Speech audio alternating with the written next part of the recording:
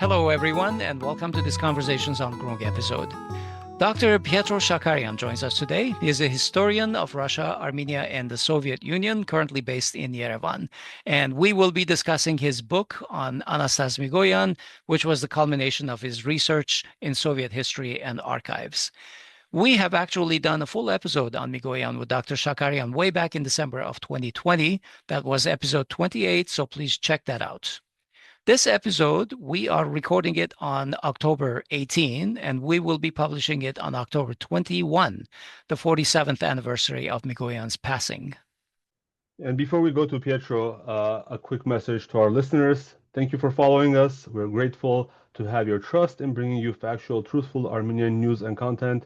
So we'd like to earn your support. You can do that through Patreon or buy us a coffee, which you can find through podcast.groong.org/donate. Just go to that link, and all the options are laid out in front of you. You can give once or become a sustaining member and give regularly once a month, whatever works for you. But we know that not everyone can do that, in which case you can still help. Comment, like, and share our shows with your friends and colleagues online and offline, because that will help bring in new audiences, and we are always looking to do that and expand our outreach. Thank you, and on to the show. Dr. Pietro Shakarian, welcome to the Groong podcast. Asbed, Hovik, it's great to be here as always. Barev. Ողջույն, Pietro. Looking forward to our conversation. Yeah. Thank you for writing the book, Anastas Mikoyan, an Armenian reformer in Khrushchev's Kremlin. Congratulations on getting it published. Tell us a little bit more about your research and the joys of publishing. Well, the joys of publishing. Well, those are almost like two separate questions. So first, let me just address first and foremost the research aspect of this, because the research aspect, this book came in like two phases. This book is really based on my dissertation from the Ohio State University, right? Which I got my PhD in 2021 from Ohio State. And I actually completed most of my dissertation during the COVID-19 pandemic. And that was actually what happened. Was I was doing research in Moscow, and I had to get home early because of the COVID was really getting intense everywhere in the world. And I actually applied for a Gulbenkian Foundation a dissertation completion grant, which I received. And so for the year of 2020, 2021, I was basically at home, basically turning my research into a dissertation. So the first phase was the dissertation, and then the book was built on that work. The research involved research in the Russian archives in Moscow, also the Armenian archives in Yerevan, right? Now, when I talk about the Russian archives, we use this phrase like Russian archives as like this kind of broad catch-all term, but really there are, major Russian federal archives in Moscow, which are huge, which are enormous. And they have the Russian State Archive of Social Political History. This is also known as RGASP. This is the short name for it.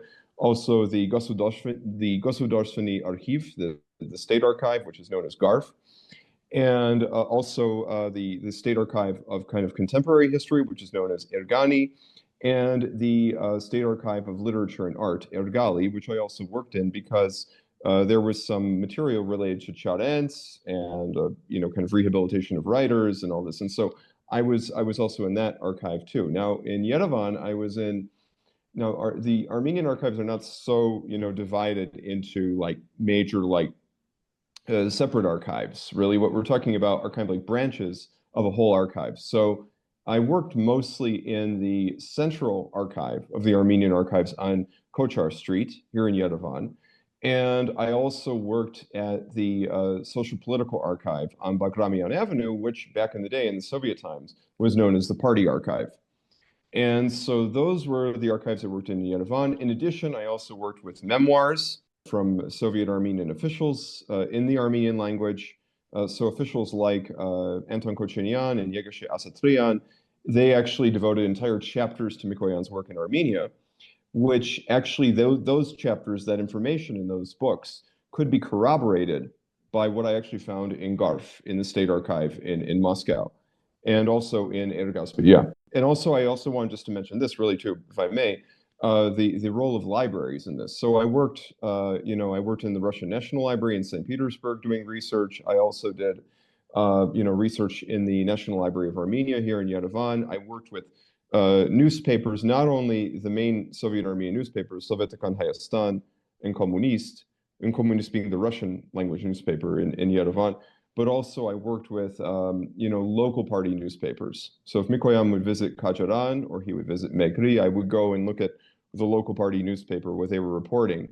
And this is like a super obscure, resource that's like pretty much only available in Yerevan. So Alaverdi, Megri, Kajaran, I would look at these local newspapers and I would find information in those as well. Plus, I also did in-person interviews. I did actually, I went to Cranston, Rhode Island, for example, and I interviewed Sergei Khrushchev, who is the son, or who was the son of Nikita Khrushchev. And unfortunately, he passed away. But when he was still alive, just before I did my archival research in 2019, 2020 in Yerevan and Moscow, my first phase of archival research, I went to Rhode Island and I interviewed Dr. Khrushchev there, as a matter of fact, and I got a lot of interesting insights from that interview. But of course, that wasn't the only one. But that kind of sums up. This is a very diverse source base I was using for this book. That's good to know. So with all these diverse sources, how much new stuff were you able to uncover as part of your research and included in your book? Well, Hovik, I have to say this, that the research, what I uncovered was astounding, even to me, going into it. So going into the project, I was very interested in Mikoyan's role in de-Stalinization and how it related to Armenia, because I knew from the pre-existing literature, and we'll get into that later in the interview, that Mikoyan had given this speech in Yerevan in 1954 and called for the rehabilitation of Charents, right? So a lot of different sources mention this. There's Mary Kilborn-Montasian wrote a book, The Impact of Soviet Policies in Armenia. That was the first time the speech really was analyzed by an academic. And then later on, you have, in terms of the Armenian historiography in Armenia, Amatuni Virabian wrote about the speech in his book about, from Stalin to Khrushchev on post-war Soviet Armenia. So I knew about the speech, but then in the meantime, there were also these other books from scholars of the Soviet Union, on the larger level, on kind of the all-union level. Academics such as Stephen F. Cohen, Sheila Fitzpatrick, Moshe Levine, who actually talked about Mikoyan's role in de-Stalinization on the Moscow level, right? So I was interested in seeing how do these two, kind of connect. Like, what was did he have anything more that he was doing in Armenia beyond this? What I was stunned to find is how deeply involved, actually, as I dug into this, just looking through the speech as my thread to pull, but actually how much I found he was actually so deeply involved in advising Armenian leaders on the various, major projects throughout the whole Armenian Republic. So it really put to rest even this notion that a lot of people would say, in like Armenia, that, well, what did Mikoyan do for Armenia? Of course, the idea is that he would do nothing. He did nothing for Armenia. But what I found really completely radically rewrote the whole history. I found actually, as a matter of fact, he had done enormous work for Armenia.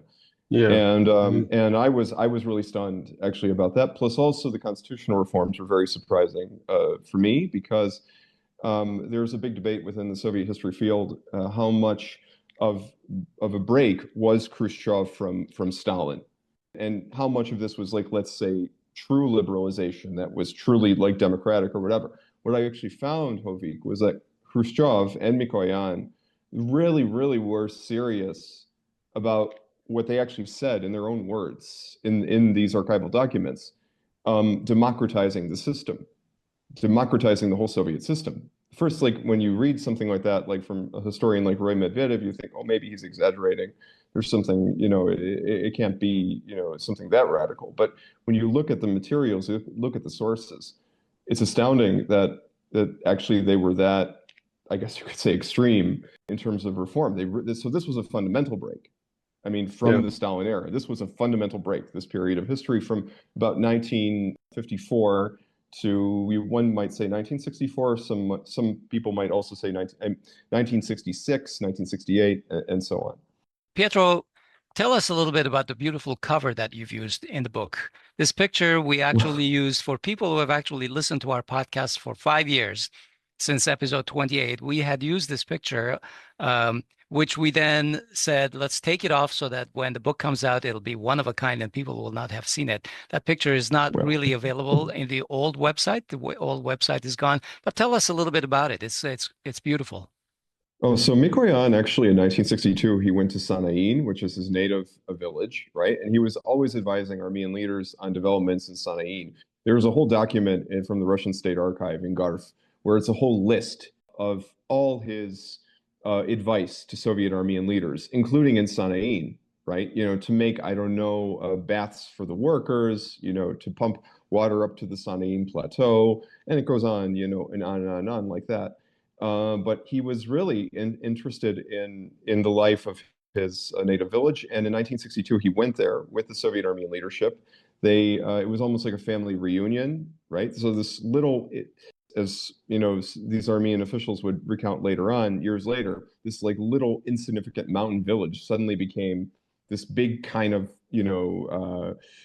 site of like a celebration of a major kind of Soviet figure, a major kind of a figure of all union significance was coming to this seemingly insignificant village, and so it was a big deal. And that photograph of Mikoyan comes from that visit. And I also didn't want just the photograph, because the designer from Indiana University Press, the design team, they asked me, what would you like? How would you like this cover to be? And they said, we'll do something like, Kazimir Malevich, do it like with like something avant-garde, with that. And so they put like this like red band, there, which really, really looks amazing. There's a work by Malevich. I mean, there's like works that he's done that like kind of juxtapose like a red with like a black cross. And I really like how they kind of alluded to that in this design of the cover, because it almost is like an allusion to Mikoyan's upbringing in the Armenian Apostolic Church, which we'll discuss later on in this podcast, and really actually his tolerance for religion, which is actually quite interesting in the atheistic Soviet Union. They had a figure who was tolerant not only of necessarily the Armenian Church, but even in the Chechen context, the Sunni Muslim Chechen traditions. So yeah, that's the story behind that. Thank you. In a nutshell. You're welcome.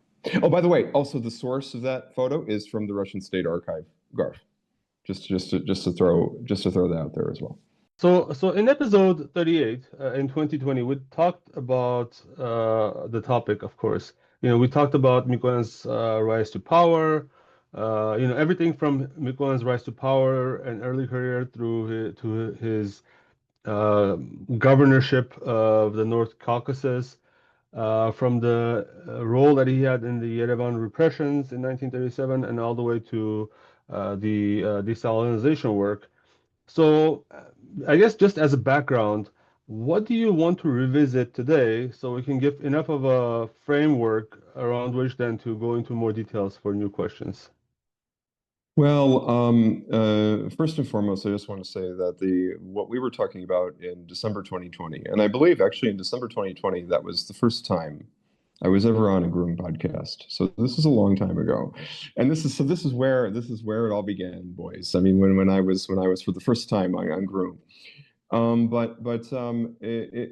that time, you have to think it was December 2020. It was still I didn't even have my dissertation finished. I was still working on my dissertation, which would become eventually my book.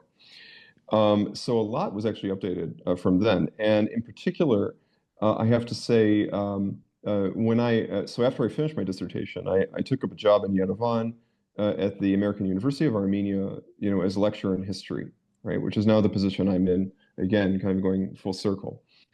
And at that moment, when I was teaching in Yerevan Armenian history, I also realized to myself, well, here I am in Yerevan.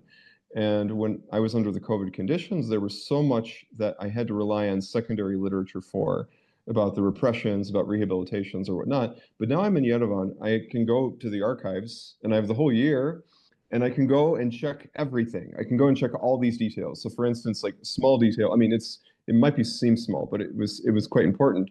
Which window did Sahak Gabrielian fall from in terms of the NKVD building in 1937?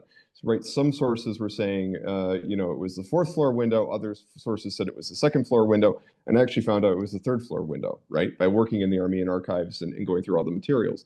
But I actually, for the first time, I was really updating our knowledge, because we have to think, Hovik, that the last serious, real deep study of Soviet Armenian history in the English language was in 1962 by this woman, this historian, Mary Kilbourne Matossian, right? And historians after her derived their work, from her. So like my my advisor at the University of Michigan, Ann Arbor, Ronald Grigor Suni, if you've ever read his book, Looking Toward Ararat, his materials in Soviet Armenia, he's often citing this Mary Matossian's book. So our knowledge needed to really be updated from 1962, because you have to even think the book was written at the time Mikoyan was still in the Kremlin. Mm-hmm.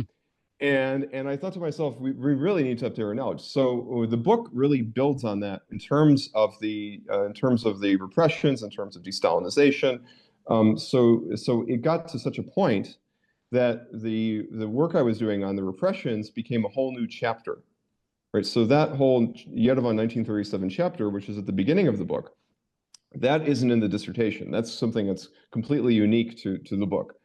But in addition to that, there was a lot more I discovered in terms of the Artsakh issue, actually, as a matter of fact. So there was this petition in 1966 that basically all these it was over 1,000, major Soviet, close to even, we can even say 2,000, major Soviet Armenian cultural figures writing in support of the Artsakh rights in Nagorno-Karabakh and the Nagorno-Karabakh Autonomous Oblast. And the first person to sign it, you know who it was? It was Martiro Saryan, because you have to think these are cultural figures of the Republic. So Martiro Saryan signed this petition, Yerevan Kochar signed the petition, Sevak signed the petition, Hamasayan, it goes on and on and on. And so this was something it was an important element in the research, especially when I was focusing on this background of the Artsakh issue in my book. And also later on in St. Petersburg, I found a lot of fascinating information on the constitutional reforms as I was working with the secondary literature in Russian. Plus also when I went to St. Petersburg on my postdoctoral fellowship, I got support for a 10-day trip to Moscow, where I basically finished up everything that I wasn't able to complete in 2020. So all the loose ends, which even when I was in Yerevan, I kept on adding to that, thinking, what are some other parts of the archives I could see? And so I went back to Ergaspi, I went back to Garf, I went back to these archives for all this time. And the ladies in the archives were like saying, oh, we missed you so much. And, it's so good to see you back here. And this is like, we're talking now, this is like the end of 2022. And so I went back there, I got additional information. I found immensely fascinating. I found amazingly fascinating information on the Lake Sevan issue, right? So I talk about Mikoyan's role in that, but also in general, there's like a whole file on Lake Sevan in the Russian State Archive. So I really... What is the main issue there? Yeah. Well, the main issue there was the waters of Lake Sevan were being used for, hydroelectric purposes and irrigation purposes in Soviet Armenia as part of this Hrazdan-Sevan cascade. And what happened was the waters of the lake were going down. Now, when we talk about the three major lakes in the Armenian highland, we're talking about, or the Armenian plateau, I use the term Armenian plateau in my book to describe the larger territory of Armenia. And really, when we think about the three major lakes of Armenia, we're thinking about Sevan, Van, and Urmia. And Urmia actually now, thanks to kind of hydroelectric projects and other things going on in Iran, now that is almost disappeared, right? That lake, unfortunately, sadly. But in the case of Lake Sevan, it could have had that fate in the Soviet times, just like the RLC in Central Asia. But what happened was the Soviet Armenian leadership realized very early on, this is during this period of Khrushchev, that this is very, very, dangerous. We don't want to lose the lake. We want to preserve it. It's our the Armenian Sea, right? That's why I call this section of chapter 3, I call this section Saving the Armenian Sea. And what actually happens there is that they go and consult Mikoyan. Well, first of all, they have their own internal consultations within Armenia.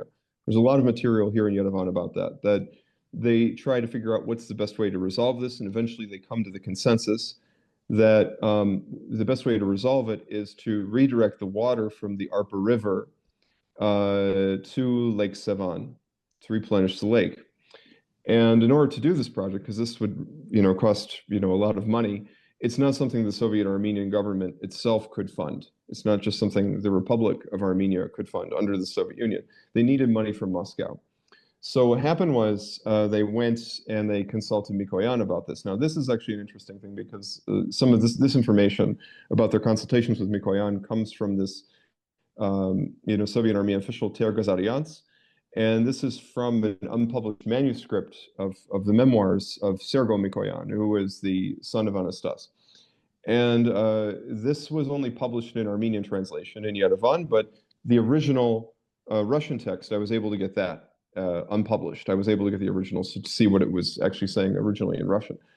And so anyway, but the bottom line is they went to Moscow, the Soviet Armenian leadership, in full force, and they consulted Mikoyan. They asked him about this project, and he said, well, you know what? For Lake Sevan, what you ought to do is don't tell Khrushchev when you meet with him, because they were going to bring up this issue when Khrushchev visited Soviet Armenia. In 1961, Khrushchev came to Soviet Armenia in honor of the anniversary of the Sovietization of the Armenian Republic. It was a big thing. And so what ended up happening is the Armenian leadership decided at that point that, and this is the leadership of Yakov Zarobian, he was the first secretary at the time, they decided to talk to Khrushchev about this issue of Lake Sevan. So the idea was to take him on a boat ride on the lake and convince him to kind of, support this project. But Mikoyan said, well, if you give him the full price of the whole project, including the infrastructure and everything, he's going to go through the roof. He's never going to support it. So just give him the cost of the tunnel and the associated infrastructure, just don't tell him about that. Meanwhile, also, say that, the Republic of Armenia, that the budget of Soviet Armenia will cover maybe about 30% of this project. So that way, it's not like you're putting everything on him, right? So we know also from the Russian archives, Khrushchev, even on the eve of his visit, was asking his advisors to kind of check cost estimates for this Arpa Sevan, canal, because also, Khrushchev, he was friends with Mikoyan. Not only was Mikoyan a political ally, but he was a friend of Khrushchev. So they were talking informally about many things all the time. So probably, Khrushchev understood that this issue is coming my way, and I have to make sure, I have to see what the cost estimates are about this. So what happened is, anyway, he came to Yerevan. They put him on this boat on Lake Sevan, the boat Mikoyan. It was actually, that's what it's called. So if you look at the footage from the boat ride from 1961, this is Victory Day, 1961, May 9th, 1961. Okay. And also, who else was on the boat? Marshal Bagramian, the great Armenian hero of the Second World War, was in attendance at this meeting too. So they would have Ishkan, Trout on the boat, right? Zarobian, later, there was this recollection that Zarobian was thinking, we could maybe offer Khrushchev Armenian cognac too, but Khrushchev denied. He didn't want to have cognac, right? Probably it was a smart move. He drank Armenian wine on this trip, but not the cognac. He didn't want to, because probably he thought he was going to be bamboozled by the Armenians or tricked by the Armenians, into something. And he wanted to be very sober when he's making these decisions. So they took him on the lake, and Khrushchev was thrilled. He was like a little boy when he took like a kopeck and he dropped it into the water of the lake, and he watched it go all the way down. And he couldn't believe how clear it was. He was like a little kid, right? Well, that's pretty amazing. That's what he was like in real. Yeah, it is amazing. That's what he was like too. Khrushchev, this was his personality, right? Also, he could get very upset. So, like Kochinian had this story where Khrushchev almost refused to go on the boat because he said, "You guys have no restaurants on the shores of this beautiful lake. You have no resorts on the shores of this beautiful lake. What gives? Why is this?" And later on, Mikoyan would advise Kochinian and Zarobian and the other Armenian leaders on developments around Lake Sevan. In terms of, bringing people to the beach and having like restaurants and all this and that. But at the time, Khrushchev was really upset that you have nothing here. Why not? Because it's such a beautiful lake. Why not? So then anyway, on this boat ride, Zarobian and Kochinyan and the others, they persuade Khrushchev, following Mikoyan's advice, to support this project for the Artsakh Canal. And basically it was already, they already were beginning to implement it in the 60s, but it was not really completed, actually, the tunnel, until the early 80s. But you needed to go through like a whole process to realize something like this. But the point is that to this day, that tunnel is still in operation in Armenia, and it's still replenishing the lake. Now, there were some extensions added to it, but you get the idea. Yeah, actually, we did have questions a little bit later about the kind of infrastructure that is a legacy of his times and his efforts on behalf of Armenia. But I want to change gears. In the short time that I've had the book, Pietro, I had the opportunity to browse and was fascinated with your assertions about Mikoyan leading the charge, actually high-level Soviet subcommittees, to change the Soviet Union into a confederation instead of a highly centralized, what you say many Western scholars believe to be a sham federation, meaning to say it's just a centralized dictatorship. I cut off a lot of things that I was going to read off, but I think I'm not sure we have time for those. But let's just say that on paper, Mikoyan got the USSR within touching distance of a confederal design. Strong secession language, explicit Republican sovereignty outside all union competencies. But in practice, no adoption happened. The party state structure held. The closest the USSR ever came, was serious high-level drafting and debate, but no implementation. So discuss for us a little bit what you think was Mikoyan's vision of a Soviet confederation. Where would their autonomies begin? Where would their sovereignties end? It's a fascinating topic. Well, what he wanted was he was meeting with Soviet lawyers. So first of all, we have to also contextualize this and what this was part of. Mm-hmm. So this was part of this major reform of Khrushchev to radically change the whole Soviet constitution, and to make the Soviet constitution, a democratic constitution, to actually give the Soviet citizens the right to influence the affairs of the state. Right. So even Khrushchev himself had the famous quote during the Central Committee meetings, because also what else we have too, which is really interesting, is the Russians published entire compilations of archival documents in the Russian language. And some of these aren't even looked at by Western scholars. They're underused, actually. But there are some of these like Central Committee meetings that Khrushchev is talking about this idea that, President Kennedy is always criticizing us because we're not democratic. But let's show that we can do this, in our own way. And moreover, we should go to the principle of Lenin that every cook should control her own state.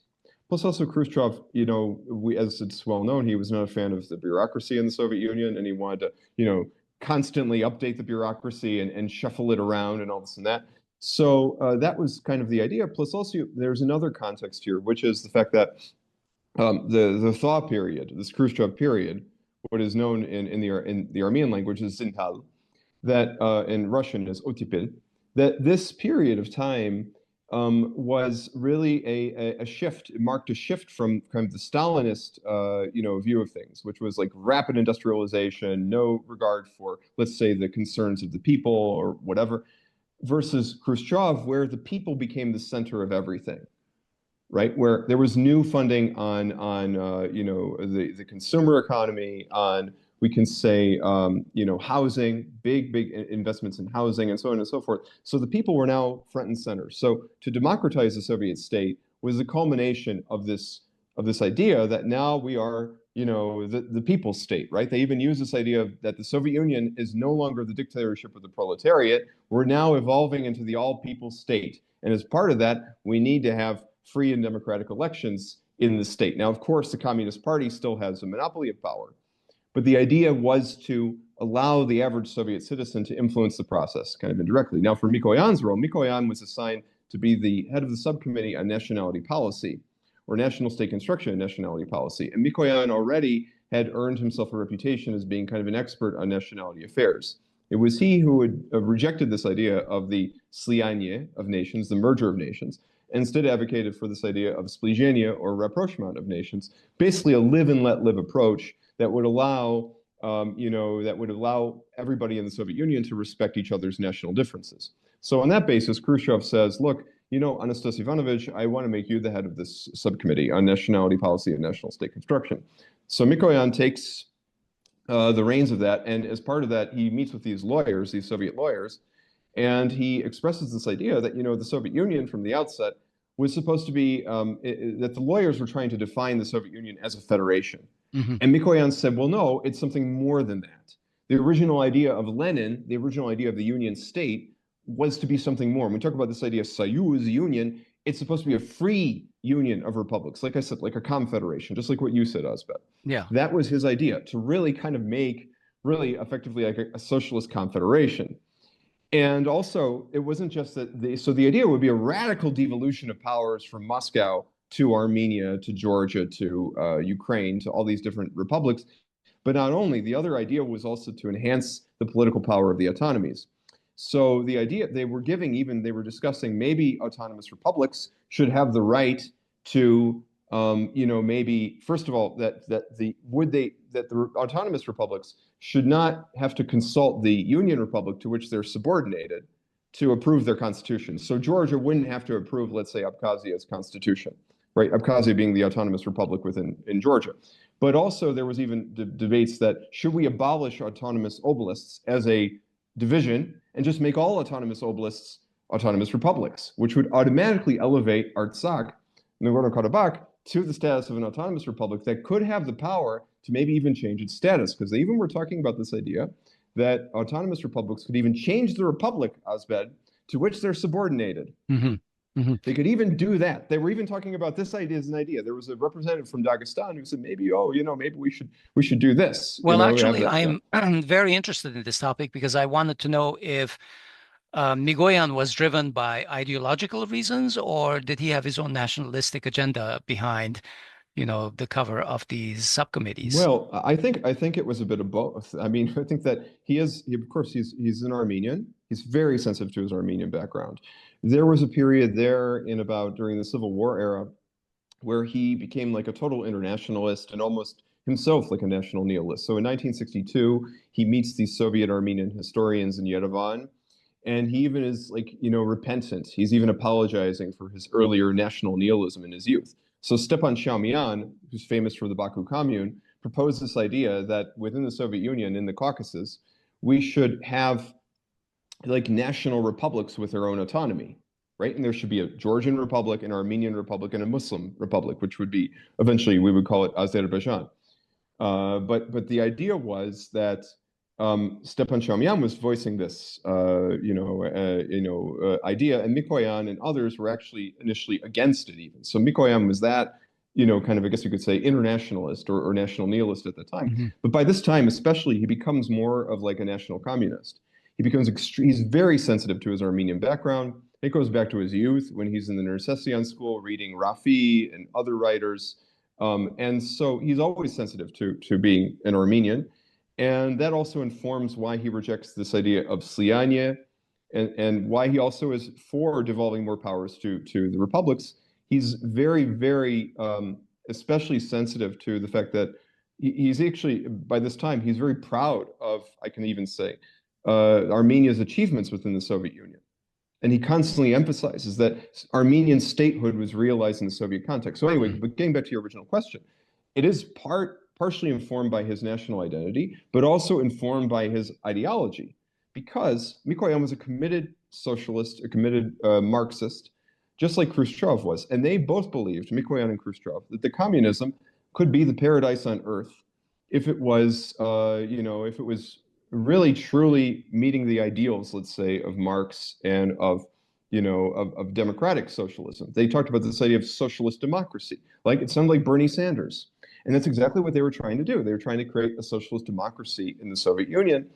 And the idea, this, as he would see it, expanding the rights for Armenians and others in the Soviet socialist context is completely consistent with the realization of real socialist democracy and real, I guess you could say, communism or Marxism, really, Marxist socialism in the Soviet Union. Yeah. So what would compel a state with that much sovereignty to stay within a union? Why not be its own republic and have a seat in the United Nations? Well, it's a very interesting question, because even there was debates about should these republics, should they have their own but this actually is interesting, because it gets to some of these details that were not really ironed out because this reform was never realized. Yeah, and I want to So get this to the reform point was of why it failed ultimately, right? I'll That's tell where you I'm why. leading. I'll tell you why it failed in Yeah. a moment. But even they were even toying with this idea about maybe some of these republics should have representation in the UN. I mean, even Stalin, back in the day under his constitution, the 1936 constitution, because you have to also understand Stalin in 1936 with his constitution, as much as you even have scholars today in the West who say how democratic the Stalin constitution was in 1936. But in fact, what actually, if you look at the fine print, it actually centralized power more in Moscow's hands. Now, there were some amendments that would do things like give the Ukrainian Soviet Socialist Republic a seat in the UN that would allow them to kind of have some international representation, this kind of thing. But really, that was more or less, I guess we could say, maybe like for show. But in any case, so there was this, debate about how far should we go in terms of how much of a confederation this should be. But I don't want to get too far into that. I'll let our readers, kind of look into the book. They should get your book. Wade through that. Yeah, absolutely. So you want to know though why Asbed, why it failed? Why in the end it wasn't realized? Absolutely. It shouldn't necessarily. Yeah, I mean, why? Well, because what happened was Khrushchev was overthrown, and Brezhnev and company came in, and after that point, that was really the end of the show. Now Brezhnev and company, they realized a version of Khrushchev. You have to understand, Asbed. They got as far as developing a draft constitution in 1964, which we have, and it's radically democratic. It's like, you can't believe that this would have ever been implemented. If it had been implemented, it's like an alternative history, right? It's almost like, what would have happened, that kind of a thing. But what happened was with this constitution, it was kind of basically shelved when Brezhnev and company got in, right? Brezhnev was never known as being the most dynamic Soviet official or Soviet leader. I mean, he is synonymous with the gray suit and the conservatism of the Soviet Union. Yeah, absolutely. Well, with the Russians, actually, also Russians and Armenians, what they call zastoy, what they call the stagnation, right? Yeah. Although it wasn't stagnation all the time. I mean, in the early part of Brezhnev, it was actually still, it was the economy was still it was still quite, I guess we can say, lively. And even there's a lot of debate among scholars. When does the cultural thaw end? Right? Some scholars say 1964, some scholars say 1966, some say 1968, when Brezhnev decides to go into Czechoslovakia. But anyway, in the 70s, they do a Brezhnev constitution. And the Brezhnev constitution is like a super watered down version of the 1964 draft constitution. So a lot of the substance, a lot of the ideas that were, initiated by Mikoyan and Khrushchev are there in the Brezhnev constitution in the 70s. But it's all gutted of its radical democratic ideas, right? So the radical socialist democracy of the anti-Stalinist left was never realized in the Soviet Union, but we had a watered down version of that, we can say, with Brezhnev. And even there was some controversy. We can go into the status of the Russian language and things like this. But in any case. Pietro, you mentioned a meeting, maybe there were a series of meetings, but Mikoyan had, post-Stalin, he had meetings with Armenian historians. And one aspect of that meeting was that he essentially sought to provide clarifications on politically sensitive topics that Armenian historians can cover, such as, for instance, the Bolshevik collaboration with Kemalists. Which and proper historical assessment of early Armenian Bolsheviks such as Sarkis Lukashin and Georgy Arutinov. So tell us more about what he had to say on this topic of, I guess, historical research and being accurate in terms of representation of history. Well, to put it into some historical context, the Soviet Armenian historians wanted clarification on these issues because they were developing this book known as the Sketches of the History of the Communist Party of Armenia. And so they were thinking, because Mikoyan was a veteran of the party and he was in the Bolshevik movement in the Caucasus, that we could turn to him for some answers on these questions. And so they met with him in 1962 during his visit to Yerevan in March 1962. And they asked him all sorts of questions about various issues. So number one, when was the founding date of the Armenian Communist Party? Because there are two Armenian Communist parties. It's not well known.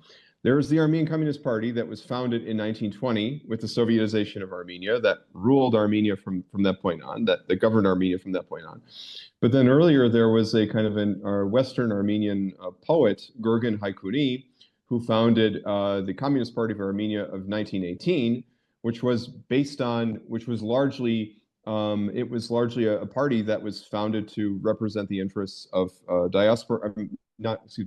It was largely founded to represent the interests of Western Armenian refugees, right? So refugees from Western Armenia, it was meant to kind of represent their interests. So there was big controversy in Armenia, really intense debates in Armenia. When was the founding of the Armenian Communist Party? Was it 1920 or 1918, right? Was it Haikuni's party or was it the Communist Party that was founded in 1920? And so that's something that Mikoyan addressed. And he said, well, the one that was in 1920, that's the official one, but we shouldn't deny the role of Haikuni, who, by the way, was a victim of Stalin's repressions, right? Now, also Mikoyan had his own kind of exchanges with Haikuni. I talk about that in the book. I'm not going to go into that here. But that was one issue. Then the other one was, of course, the Bolshevik-Kemalist collaboration, right? That resulted in major, as we know, major territorial losses for Armenia, major loss of life for Armenia. When we talk about, the Treaty of Kars, we talk about the Turkish invasion of Armenia in 1920. And so actually Mikoyan addresses these issues very frankly. He says, look, you know what? Yes, we collaborated, the Bolsheviks, we collaborated with the Kemalists, but we also have to understand, when you do your research, your sketches on the history of Armenia, he's telling the historians this, look, you should highlight both sides of the Kemalism. The Kemalism, sure, yes, they were saying, we're progressive and we're anti-feudal and all this and that, but you also have to highlight that they were national chauvinists, the Kemalists, that they were against small peoples, as he says. They were against Greeks, they were against Armenians, and that this resulted in enormous territorial losses for the Armenian people. So he talks about this issue of territorial loss. It's not something lost on him, right? So he talks about that issue. And there were even, and that actually, he was saying that you need to highlight both sides of this whole thing.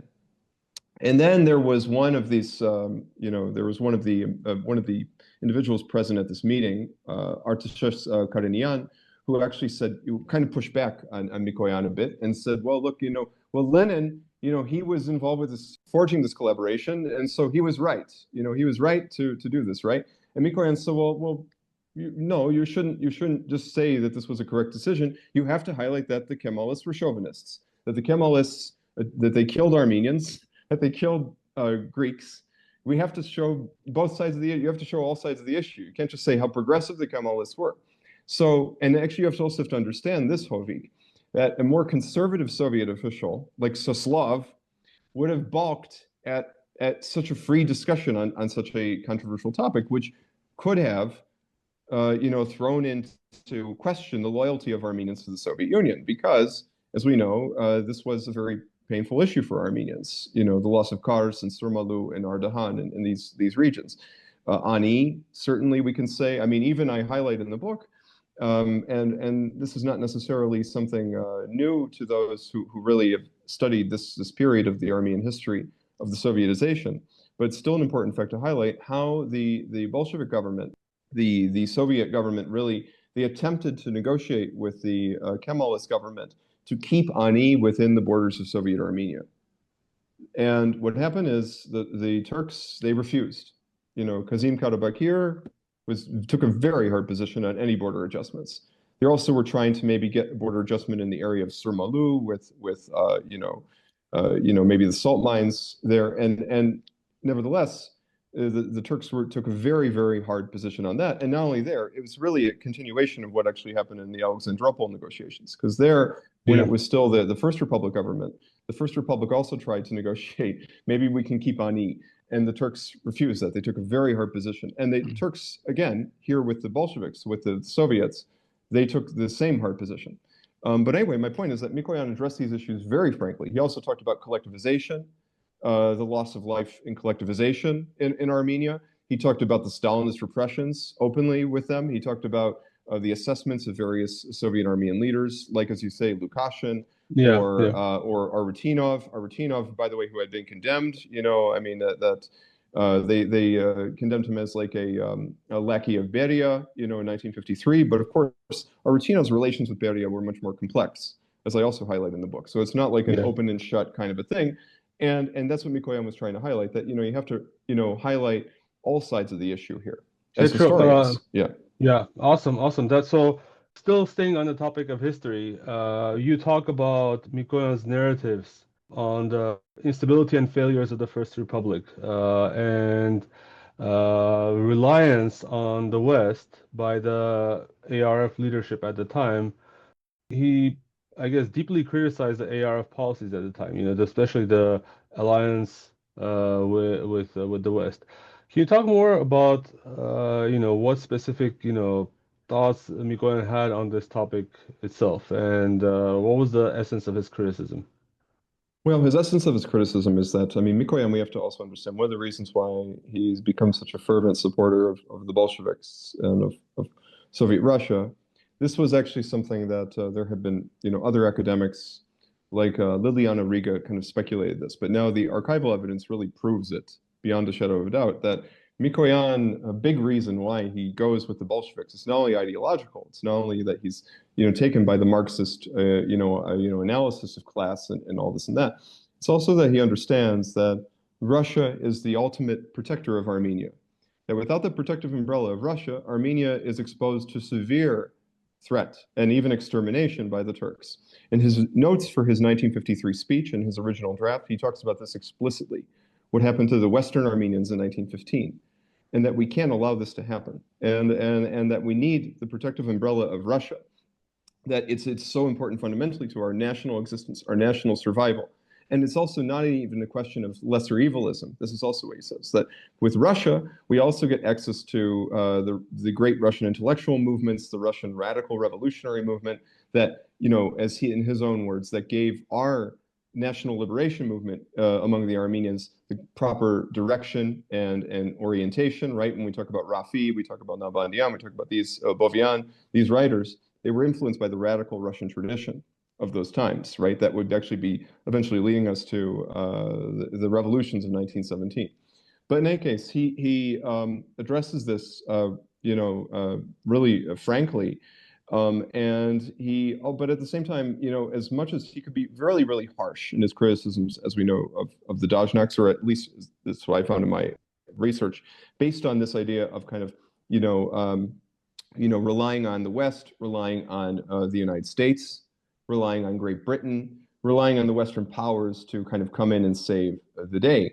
In the end, they did not save the day, and Mikoyan highlighted that actually by this policy, the Dajnaks exposed Armenia to very severe threat. Now, in all fairness to the Dajnaks, we know they didn't have an easy situation there with this really difficult years of the First Republic, where they have massive starving refugees coming in. They have Muslim uprisings in Nakhichevan. They have all sorts of problems, right? And so, but on the other hand, Mikoyan also, sometimes what you notice is that in his notes, when he's being especially harsh in the Dajnaks, he ends up crossing it out because he thinks maybe he's going too far in his criticism.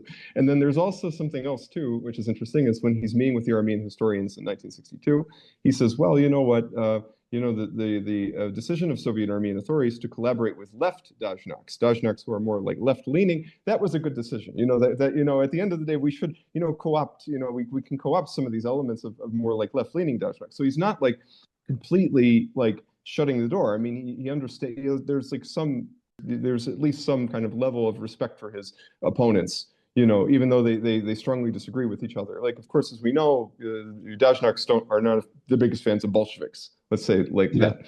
But nevertheless, you could kind of see that there's some kind of thing going I mean, this is a fascinating topic, and I wanted to actually look at it from the prism of today, where it seems like we have a lot of similar issues that are like, we're in front of and faced with, and it seems like Armenian leadership of today as well is, if Mikoyan was here, you'd probably say making the same mistake. But what modern day lessons can you learn? Can we infer from what Mikoyan had to say, and what what would be his argument for today? Well, what I think, first of all, number one, today he would be appalled at what he would be seeing. I mean, that there's this Armenian leadership that again is repeating the mistakes of the Dajnaks, and not only that, also Hovik, what's amazing to me is that even the Dajnaks of today understand the folly of those policies. That there was a hard lesson in that the West was not coming to the rescue. Mm-hmm. That the West, in the end, betrayed Armenia. I'm going to say that quite overtly, that's really what happened. The West made all these promises. Well, even 100 years Armenia. later, we haven't learned those lessons, it seems. We haven't learned those lessons, but what's amazing to me, gentlemen, is how the history of the First Republic, more than Soviet Armenia. So I'm a historian of Soviet Armenia. I studied this history of the 70 years from 1920 to 1991. And this is a very understudied period, actually, even in Armenia itself. Also, even we can say, certainly, in the West is the case, but also even in the Russian language literature, it's not as studied as it should be. But yet the First Republic in Armenia is studied maybe almost too much, right? This period of 1918 to 1920. But that being said, because so much has been studied on the First Republic, you would think that more lessons would be taken away from that. Right, so there's this idea that if you learn the history, you won't repeat your mistakes.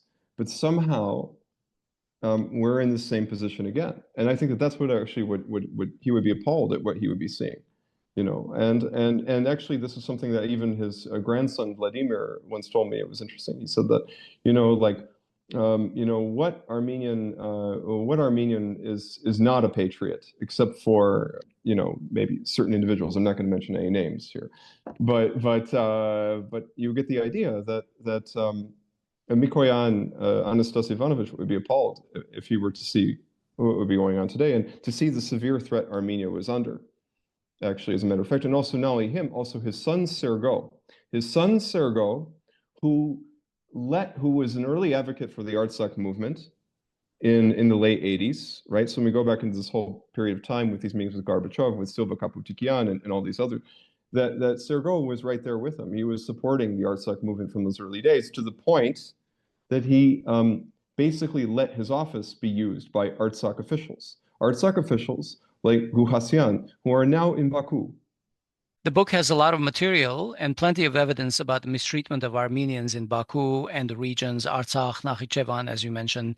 And it seems like Mikoyan was definitely aligned with the idea of bringing Artsakh into the Armenian SSR. But you write that the problem of Nagorno-Karabakh specifically revealed the limits of informal politics in the Soviet Union. So even Mikoyan's network couldn't solve Nagorno-Karabakh under Soviet structures. Can you talk a little bit about what structural features made resolution impossible for Nagorno-Karabakh in Mikoyan's times? And Well, to first add of to all- that, let me add to that there is also ambiguity in terms of where he actually stood, because there's this letter that he sent where he apparently argued that Artsakh or Nagorno-Karabakh should remain part of Azerbaijan. So tell us more also about that aspect, where he really stood. Okay, so first of all, there is this letter from 1919 that Mikoyan writes to Lenin, where he addresses the Artsakh issue. And this actually, what he says in this is that he claims that the Karabakh Armenians, at the Fifth Congress of Karabakh Armenians, they voted to join a future Soviet Azerbaijan. But of course, he was receiving bad information, because as we know, the Fifth Congress of Karabakh Armenians, if you look at the actual resolution from Shushi that was made in 1919, it's the early part of 1919, that they actually say emphatically, we don't want to be part of any entity with even the slightest connection to Azerbaijan. any entity. So even, I guess, even the Soviet Azerbaijan would be off limits in this kind of wording, very strong wording. And so Mikoyan, obviously at that point, and he would be in Baku at that time, that he's writing this letter to Lenin. At that time, basically, he would be maybe under some influence of some other people, right? We don't know what kind of the context was of him writing that. But what we can say for sure is that he ultimately did not play a major role in the final outcome of the Artsakh issue, because what ultimately determined it was, number one, the defeat of the rebellion in Zangezur, which is the Nezhde rebellion, and also Narimanov's pressure, and the whole context of the July 1921 vote. And those events, that is to say, the Zangezur rebellion. So Arsen Saparov writes a lot about this, but I'm just going to kind of summarize, his findings, but also they correspond with what most, serious academics would conclude on this by looking at the evidence. That the Zangezur rebellion being defeated and Narimanov's pressure, possibly supported by Stalin, right? That those were the decisive factors that changed that July vote from yes, that Nagorno-Karabakh Artsakh should be part of Soviet Armenia, to no, it should not. And Mikoyan was not taking part in that vote. He wasn't even in the Caucasus at that time. He was in Nizhny Novgorod. So he had no influence on this development. Plus also there's, of course, the other different context that, once Armenia and Azerbaijan become part of the Soviet Union, it's different than, let's say, having like a Sovietized Azerbaijan and an Armenia outside, the Soviet Union, these kind of complex issues like this. So he didn't have any kind of initial position on this. But what ended up happening is throughout the Soviet period, as we know, there was discrimination against the Artsakh Armenians. They kept on periodically raising these issues. Then this also got the support of the Soviet Armenian government. First and foremost, Arutinov, after the Second World War, sent an appeal to Stalin about this. Arutinov would not have made such a move without some consultation with Mikoyan, because Mikoyan and Arutinov were always consulting with each other. And in addition to that, once we get into the thaw period, and these appeals become even more frequent from the Artsakh Armenians, in particular in 1962, when they write to Khrushchev about these issues, Mikoyan becomes more sympathetic in supporting the Soviet Armenian initiative on this. Now, there is a assertion, and also not only that, he's advised by officials in the Soviet Armenian Republic who have roots in Artsakh. So Yegashe Asatryan writes in his memoir how he's informing Mikoyan about these events going on, about the discrimination, about that they're trying to push us out of Nagorno-Karabakh, just like they did in Nakhichevan. And Mikoyan later met, according to his son Sergo, he later met with an Azerbaijani official at his dacha and berated him and said, look, you guys are trying to push out Armenians out of Nagorno-Karabakh, just like you did in Nakhichevan. So he even uses the same wording as what's being told to him by these Armenian officials with roots in Artsakh. So he begins to actually support informally the initiatives coming from the Armenian government in support of the Artsakh demands, because you also have to understand, Hovik and Asbed, that these demands first and foremost come from the people of Artsakh. They're not coming from Armenia itself, but what's happening is that that's influencing the discourse from the leadership, because some of these leaders who are in Yerevan are from Artsakh, and so they know what's going on there. And so Mikoyan is increasingly supporting this. And in 1966, for example, we know in Kochinyan's memoirs, Kochinyan recounts that Mikoyan actually took the position of supporting this initiative of the Soviet Armenian government, which would at the time be him and Baldan Moradyan, to unify the Nagorno-Karabakh Autonomous Oblast with Soviet Armenia. Now, there's also allegation today that Mikoyan supported the position of Soslov on this issue. Now, Soslov was a very prominent, he was a conservative, a hardliner in the Soviet leadership, and he was actually on the side of the Azerbaijanis in this issue. And actually Kochinyan recounts this in his memoirs as well. But Kochinyan, despite all this stuff in the air, you might hear that Mikoyan supported Soslov, which is very unlikely, because Mikoyan was, I guess we could say in the Soviet leadership, he was a liberal, versus Soslov, who was like a conservative. So it's very unlikely that he would be supporting the position of Soslov on this issue. Very, very unlikely, especially when his network, who he's very close with, he's very, very deeply in touch with, is working with him on this. So I would tend to believe what Kochinyan writes, actually. I think that what happened is ultimately in the end, the issue on Karabakh why it came up. Of course, there's also the institutional reasons, right? That Baku was within its legal right to veto the Karabakh Armenian demands to join Soviet Armenia. But it was not legally, it was not legal for Baku to do this discrimination against, as we know, not only Karabakh Armenians, but also Lezgins, Talish, and other nationalities. But when I talk about the limitations of informal politics, I'm talking about the fact that, yes, Mikoyan and his crew could support, the Artsakh cause, but only to such a degree because they would meet resistance from the conservatives who would have, who would be on the Azerbaijani side. So like Soslov, let's say, and they would also have like a legal argument. We can maybe make that case. But I guess as it trickled up to Khrushchev, his response was that these are all Soviet territories in one indivisible country. So to him, it didn't really make any sense to deal with the politics and rearrange stuff. That would cost them political capital. Yeah, well, that came from a meeting where he's meeting with diasporan, Armenians in 1961, and the issue of Artsakh is raised there, and also the issue of Western Armenia is raised there. Now, Khrushchev makes a big case that Western Armenia, if we pursued that, then it would trigger a war with NATO, and it would be a big issue, and we can't have that. But you know what? He also said in the larger context that don't worry, because the Soviet Union is going to win the Cold War anyway, and communism will triumph, and all the Armenians will be united eventually because borders won't matter anymore, and Turkey won't have anything to say, and then everything will be, just fine. But then, of course, there was this issue of Nagorno-Karabakh and Nakhichevan that was also raised by these diasporan representatives. And again, according to Yegashe Asatryan, who is a very reliable source, because his work, his memoirs are largely corresponding with what we find in the archives, the transcript of that speech, the stenogram of that speech, of that meeting. That you have this response from Khrushchev saying, well, it's all one Soviet country and very, very political, kind of like dodgy, kind of evasive response. But yeah. Pietro, I want to draw some more historical parallels between Mikoyan and modern times.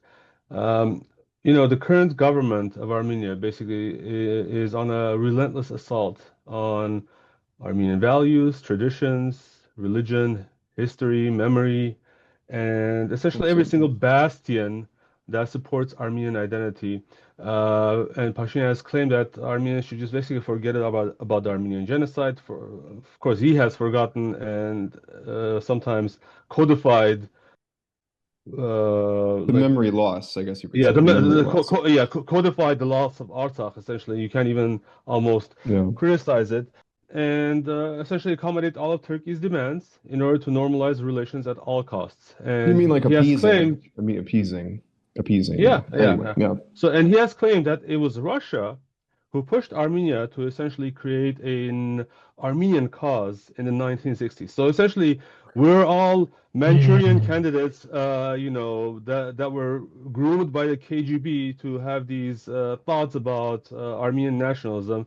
I'm not sure how deeply uneducated one has to be to invent such fiction, let alone believe in it, because all you really have to do is read history to get your bearings. But can you draw a line from Khrushchev's thaw towards national sentiments in the Soviet Union to Armenia's foregrounding of the Armenian cause, especially as it relates to the Armenian genocide? Well, the Armenian cause, as it relates to the Armenian genocide, Hovik, this was certainly, I can absolutely assure you, something not invented by the Soviet Union. I mean, I've spent 7 years doing research. I've spent 7 years writing this book. I've spent 7 years working in archives. All right.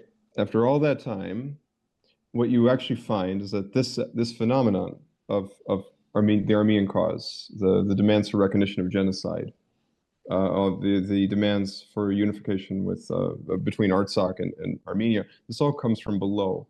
This is not coming from above. This is not coming from Moscow. It's coming from the people of Armenia, the Armenian Soviet Socialist Republic, and also when we talk about Artsakh, from the Nagorno-Karabakh Autonomous Oblast.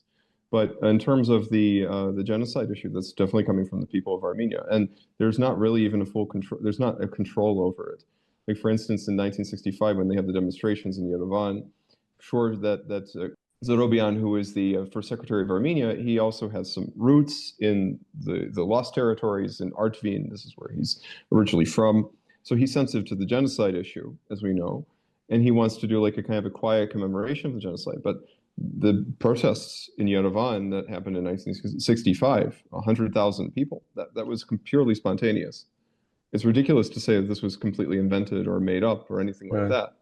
And that's what, and those national sentiments, those feelings, the need for survival of the Armenian nation, the need for survival of the Armenian people, Hovik. This is something that completely comes from those Armenians themselves. The idea, like, for instance, when you have Western Armenian refugees who come to Armenia and they create settlements in Yerevan that are named after their former lands in Western Armenia, like Arabkir, let's say, for example. That all came from the people. That didn't come, the Soviet government didn't decide to name this settlement Arabkir to get the Turks upset or something like this. The idea of making Mount Ararat on the Armenian Soviet Socialist Republic coat of arms, that came from the people of Armenia. That came from the Armenian leadership accommodating those concerns of the people. You can't be national nihilist in Armenia. You bring in, and actually because they could also make a good argument that we're against the imperialist NATO member Turkey when we get into the Cold War, and so on and so forth. But the point is that this is all coming from the bottom up, and we've been saying that for years. That was the academic consensus universally for years, that this is all coming from the bottom up. There's no evidence, none, zero, that supports this idea that this came from Moscow. And it's an insult, moreover, I can say as an Armenian, that anybody would say that this came from Moscow. Yeah. This is an Armenian issue. These are our Armenian demands. So Pietro, for somebody to say that, I think is really, really, beyond the pale. It's offensive and ignorant, it's offensive, to be honest. Yeah, completely, absolutely. Yeah, it just to me it's offensive that we have to justify this by talking to historians and saying that we are not Manchurian candidates. But I mean, Hovik, as my experience as a diasporan is also from the ground up, from the people up. My grandparents were mostly orphans who survived the genocide. They were not particularly educated, and they spent their lives keeping the Armenian lights on, so to speak, becoming Armenian and forming families. And my parents were educated, they were patriotic, and the desire to address Armenian causes, both the Armenian genocide and the issue of the Western Armenia, was alive and active from their earliest childhood in the 1930s. Yeah. This was they didn't wait until the 60s for the Soviet people to tell them something. Us in the Middle East at the time, so I don't know what they're talking about saying. And also, like, even the Soviet Armenian government, I mean, they're very sensitive to accommodating even the sentiments of the diaspora on national issues, on national figures like Antranik. There was a rehabilitation of Antranik in the 60s, or attempted rehabilitation of Antranik in the 60s by the Soviet Armenian government with the support of Mikoyan and Marshal Bagramian. And this actually met some resistance from Azerbaijanis who said, well, Antranik was bad for us and all this and that. He attacked Muslims and so on and so forth. But there was still this idea that this actually came up in the documents. You actually find that. And also Mikoyan, by the way, in his meeting with the Armenian historians in Yerevan, also said that the volunteer movement of the Armenian volunteer movement of the First World War was a national liberation movement for Western Armenia. On the Andranik topic, my grandfather had a picture of Andranik hanging in their home, and every time I asked around it, they were saying, "Hush, hush, don't, he's a hero, but don't tell anyone." And then what I found later, when I grew up, is every single Armenian had a picture of Andranik hanging on their wall, and that was like, Well, there's a very famous story in National Geographic in the 70s where some guy goes to, there was a reporter, I mean, if I remember this correctly, maybe I'm getting this wrong. There's a reporter who goes from National Geographic, he goes to Beirut, Lebanon, and he goes to this Armenian guy's house and he has a portrait of Antranik on his wall. And the guy said, "Is that Stalin?" And the guy said, "No, this is Antranik, And so, yeah, no, it's quite interesting. And we didn't even touch on the de-Stalinization. Mikoyan played a huge role, by the way, as we know, and we went over in this in my last podcast, in de-Stalinization. All these famous writers, Bakuntz, Charents, Totevents, and actually, personally, Agassi Khanjian. Mikoyan was this is one of the discoveries I made in Yerevan. He personally was involved. Khanjian's mother wrote to Mikoyan after hearing Mikoyan's speech in Yerevan, where Mikoyan called for the rehabilitation of Charents. Big speech, which began the thaw, the Zinhal in Armenia, that what happened is there that the mother of Khanjian sent a letter to Mikoyan, and Mikoyan immediately sent that appeal to the Soviet prosecutor general. Yeah. This is Roman Rudenko, and they found, actually, they did a very thorough investigation, and they found that Beria shot Khanjian. It was really, really thorough. It was really good. And that's also something else I found in the archives. When you look at the 1191, the Repressed Persons Fund in the Armenian archives in Yerevan, and Khanjian's file isn't there, because that reinvestigation was in Moscow at the all-union level. But the ones that are in Yerevan, you see how thoroughly they went into this. Like, the first half of the file is from the 30s. It's like a fake case. And this guy was, a Dajnak Trotskyite. I don't know how you can reconcile that, by the way. Dajnak's being so national and Trotsky being so internationalist. But anyway, that was the allegation, that the Dajnak Trotskyites, right, in the 30s. Yeah. Anyhow, but the bottom line is that was like a fake case. And then in the 50s, you're amazed at how scientific and how thorough these investigations were in the 50s. Like, they really did their homework. They really were serious. That was the NKVD, by the way, investigating? Well, by that time, it would have been the KGB already. I mean, okay. We're dealing with a different period of time, but in the 50s. But in those days, in the 30s, it would have been NKVD. But in the 50s, it's KGB, and they're reinvestigating, all these cases, like of Sahaktir Gabrielian, of Danush Shaverdian, of Ado Adoyan, of Charents, of Bakuns, of Totevents. There's even a file of, where they list all the rehabilitation dates of all these figures who have been repressed, as a matter of fact. So, or Nersik Stepanyan is another one, not necessarily terribly well known today, but if you go to Charents's museum on Meshkot Avenue in Yerevan, there's a plaque of Nersik Stepanyan because he was very vocal against Beria.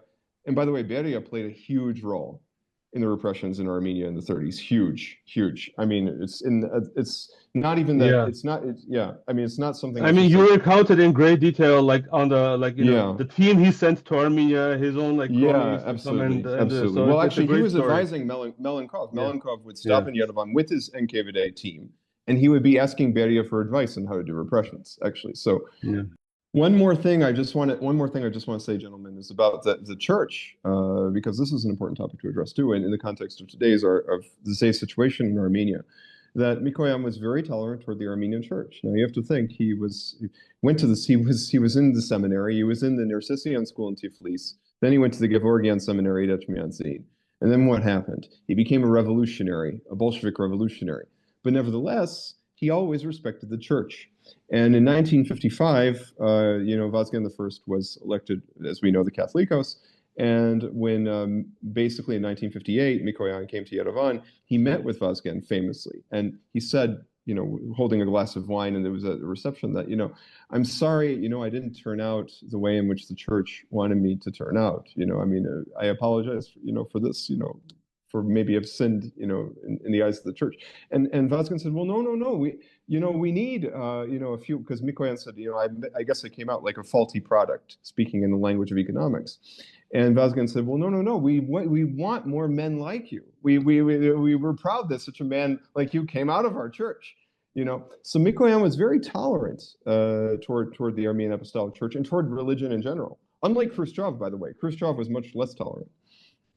Well, of course, today, as you know, sympathizing with the church gets you in jail. Mikoyan will probably in jail in Armenia today. Yeah, he would be actually in jail, absolutely. And also, gentlemen, something else, that even his Armenian identity came up in major negotiations. Now, we know that Mikoyan played a huge role in diffusing the Cuban Missile Crisis, right? In persuading Castro to remove the missiles from the island of Cuba. And there was a great kind of a joke that I found in my research where he's negotiating with Che Guevarra, right? And Che is incredibly intransigent in these negotiations, right, between the USSR and Cuba, and he's talking with Mikoyan. And Mikoyan, out of frustration, finally says, well, now I know exactly why they call you Che, because Che means no in Armenian. And actually, well, Che thought this was enormously funny. He was roaring with laughter, So, yeah, there you go. That's funny. Yeah.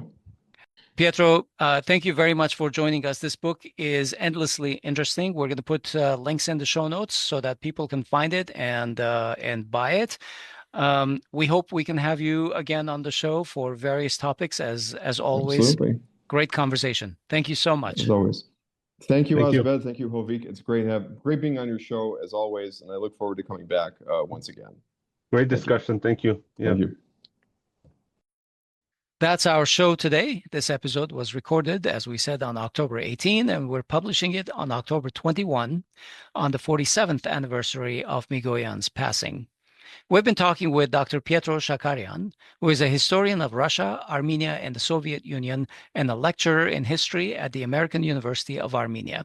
He was previously a postdoctoral fellow at the Center for Historical Research at the National Research University Higher School of Economics in St. Petersburg. All right. One last call to, the routine.